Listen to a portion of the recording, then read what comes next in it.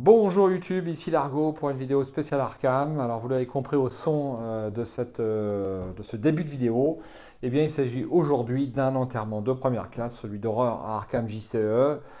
Donc cette nouvelle V2 qui va sortir achève d'achever ma motivation. Je vais revenir très brièvement sur cette vidéo, hein. C'est juste mon cas personnel, je ne souhaite pas en faire une montagne, c'est juste mon avis à moi, non objectif, hein. Donc vous avez vu, j'ai sorti les boîtes en plastique et puis je voulais immortaliser cette période de ma vie de joueur, hein, qui je ne regrette pas une minute passée sur ce jeu, qui est Arkham JCE, clairement. Je souhaite à tous les nouveaux joueurs d'y passer d'excellents moments, mais pour moi c'est fini à cause de cette V2. Vous l'avez vu à la vignette, qui clairement, pour moi, se moque un petit peu des anciens joueurs, tout en essayant de les garder. Bon, avant d'avoir rentré dans le vif du sujet des quelques éléments que j'ai à vous donner, eh bien, place à la manutention. Et voilà, c'est fait. Quelques instants pour vous, quelques minutes pour moi. Donc ça tient dans deux grosses caisses, ma collection Horror Arkham, plus toutes les boîtes de toutes les extensions que j'ai conservées, qui sont maintenant collector. En rangeant, je suis tombé sur ce tapis qui a été fait par une réunion organisée par Shep et Ryzen à l'époque, hein. Ça ne rajeunit pas cette affaire. Et puis je vais le garder en souvenir. Donc c'était une journée qui avait été organisée pour faire des parties d'Horror Arkham. J'en garde un excellent souvenir. Bon, ben écoutez, que vous dire donc sur cette V2? Alors ce que j'en pense, j'ai regardé quelques vidéos, la boîte n'est pas encore sortie au moment où je tourne cette vidéo, j'ai regardé les cartes qui sont sorties. Mon sentiment à moi, c'est qu'effectivement, si c'est compatible clairement et qu'il n'y a pas eu de modification des règles sur cette V2, néanmoins, les cartes que j'ai constatées sont de 10 à 20% plus fortes que les cartes de l'ancienne version.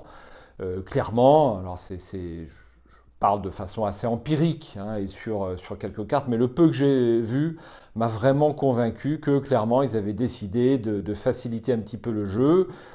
Et puis le discours qui est fait, c'est que clairement FFG est paumé par rapport à tout ce qui est déjà sorti, on s'en sort plus, on fait table rase, on recommence à zéro, et puis ça nous permettra peut-être de faire venir des nouveaux joueurs et de vendre des cartes. Alors l'objectif il est louable, hein, faire venir des nouveaux joueurs, ça pour moi c'est clairement super.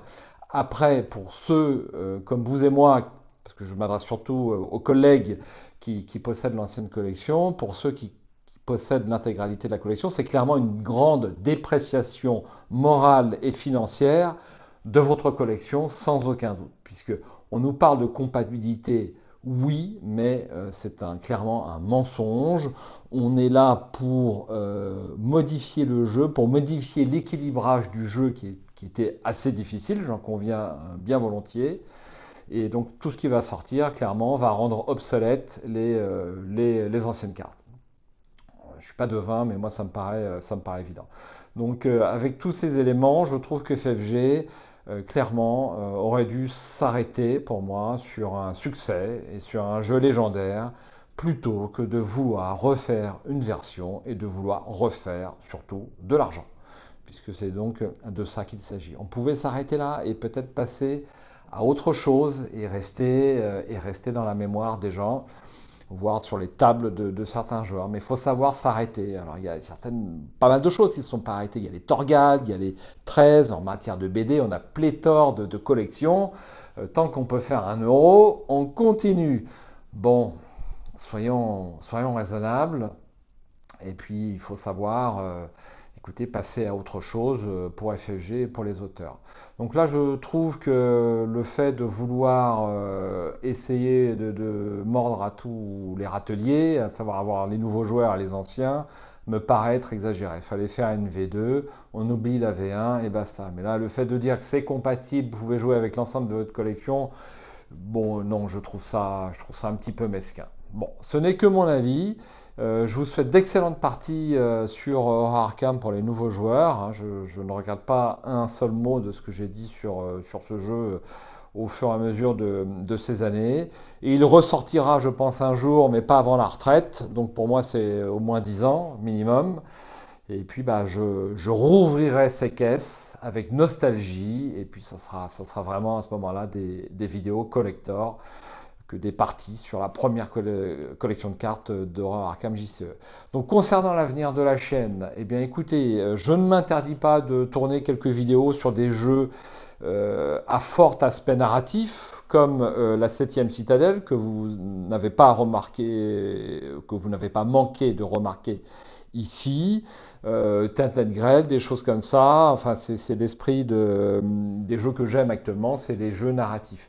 Alors, c'est pas forcément que du narratif. Vous voyez là-bas Match Night. Il y a une extension qui va sortir sur Match Night et que j'attends en anglais d'ici quelques jours. Je vais faire une vidéo sur cette extension et ça me donne l'occasion de ressortir la boîte. Clairement, Horror Arkham est un jeu qui demande tellement d'investissement que de mon point de vue, par rapport à mon temps limité qui est le mien, peut-être le vôtre aussi, il y a tellement de choses d'excellente qualité qui sortent. Clairement, hein, on a un niveau de production qui est tout à fait exceptionnel. Eh bien, on n'a pas forcément le temps d'aller sur Arkham pour l'instant à regret. Donc, il y aura quelques vidéos de façon épisodique sur cette chaîne, mais vous me retrouverez de façon plus certaine sur Livre Adventure TV, puisque moi j'apprécie la lecture, j'ai toujours apprécié de lire en public, et donc YouTube me permet de faire quelques petites vidéos en ce sens, en guise de hobby. Voilà, je vous dis à bientôt. Puis si vous avez d'autres avis, vous pouvez l'exprimer. Néanmoins, comme je connais l'aspect positivisme exacerbé de YouTube et que je fais une vidéo quand même plutôt négative à propos de FFG, eh bien, je validerai tous les commentaires. Donc exprimez-vous, mais de façon correcte. À bientôt.